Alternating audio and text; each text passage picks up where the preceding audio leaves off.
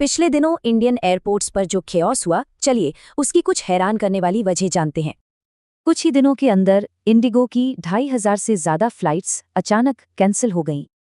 हजारों लोग एयरपोर्ट पर फंसे रह गए। उन्हें फ्लाइट कैंसिल होने की खबर भी वहीं जाकर मिली।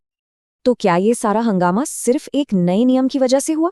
चलिए पता लगाते हैं। लोगों पर इसका बहुत बुरा असर पड़ा। सोचिए, एक नए जोड़े को अपना रिसेप्शन वीडियो कॉल पर अटेंड करना पड़ा। इस पूरी गड़बड़ी की जड़ है DGCA, यानी भारत का एविएशन रेगुलेटर, और उसका एक नया नियम। ये FDTL नियम पायलट की थकान कम करने के लिए था, जो सेफ्टी के लिए बहुत जरूरी है। और ये नियम सिर्फ पायलट्स के लिए नहीं है, बल्कि पूरे केबिन क्रू पर भी लागू होते हैं। अच्छा, फ्लाइट टाइम और ड्यूटी टाइम में फ़र्क समझना ज़रूरी है। ड्यूटी टाइम काफ़ी लंबा होता है।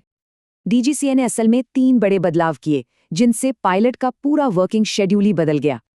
पहला बदलाव, पायलट्स का वीकली रेस्ट 36 घंटे से बढ़ाकर सीधा 48 घंटे कर दिया गया। दूसरा और सबसे अहम बदलाव, अब पायलट एक हफ्ते में सिर्फ 2 रात की लैंडिंग कर सकते थे। इतना ही नहीं, रात की परिभाषा भी बदल दी गई। अब रात 12 से सुबह 6 बजे तक मानी जाएगी।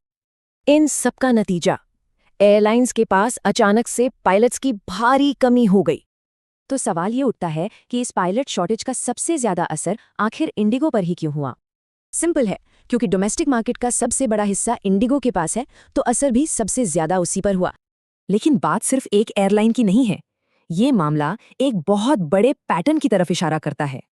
चाहे एयरपोर्ट्स हों, टेलीकॉम हो या ई-कॉमर्स, हर जगह बस 2-3 बड़ी कंपनियों का ही राज है। यही हाल सीमेंट, पेंट्स और कैब सर्विस का भी है। मार्केट कुछ ही बड़े प्लेयर्स के हाथ में है। तो जब एक बड़ा प्लेयर हिलता है, तो मार्केट में ऑप्शन ना होने की वजह से पूरा सिस्टम चरमरा जाता है।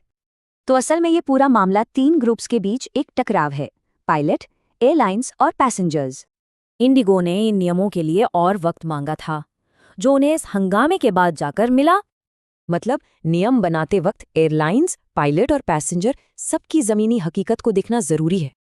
ये घटना एक बड़ा सवाल खड़ा करती है कि ऐसे मार्केट में प्रोग्रेस और सेफ्टी को मैनेज कैसे किया जाए। और आखिर में एक बड़ा सवाल, तरक्की और सेफ्टी की कीमत आखिर कौन चुकाए? पैसेंजर, पायलट या कंपनियां?